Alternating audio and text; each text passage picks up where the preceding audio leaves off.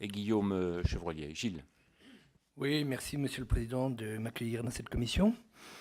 Donc nous trouvons dans cette proposition de loi la concrétisation des 40 mesures proposées par le comité de suivi de la stratégie nationale de gestion intégrée du trait de côte, comité mis en place en 2015 et dont les propositions visent à adapter les territoires littoraux au changement climatique. Nos 11 millions de kilomètres carrés de littoral français sont un véritable atout pour notre pays et c'est vrai que notre devoir est de le préserver au mieux des risques qui le menacent. En ce sens, la loi littorale de 1986, si elle est souvent décriée, compte tenu de son manque de souplesse, a quand même permis de protéger notre littoral de façon exemplaire.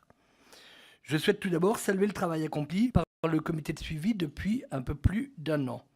Élu du littoral, je constate régulièrement que le recul de côte devient un véritable risque naturel qui manifestement doit faire l'objet d'un plan de prévention des risques naturels prévisibles. Mais je dois vous dire quand même que je me méfie beaucoup et je suis même très réservé sur ces textes que je qualifierais souvent d'un peu parisiens, qui appliquent à tout notre littoral les mêmes mesures, alors que nous savons très bien que chacune de nos côtes est différente. Les plans de prévention contre les risques de submersion marine, imposés de façon identique à l'ensemble du littoral français à la suite de la tempête Xynthia de février 2010, que vous avez rappelé, Madame la rapporteure, ont actuellement des effets désastreux économiquement parlant pour des littoraux qui sont totalement différents de celui qui a été frappé en Vendée.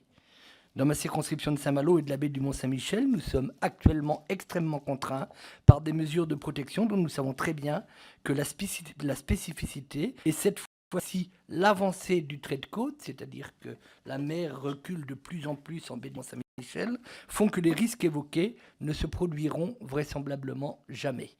Dès lors, vous comprendrez mes réserves sur un nouveau texte qui viendrait aggraver encore plus ces contraintes, même si je suis parfaitement conscient qu'aujourd'hui des risques existent à de nombreux endroits. Pour ce qui concerne le texte lui-même, son application sur le terrain suscite de ma part quelques interrogations.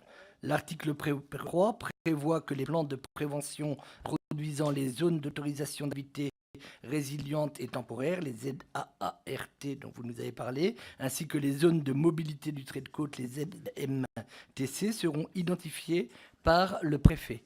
Il pourra, dans les ZAART, imposer des contraintes de construction temporaire ou des garanties financières de démolition au cas où le risque de recul de côte se réaliserait.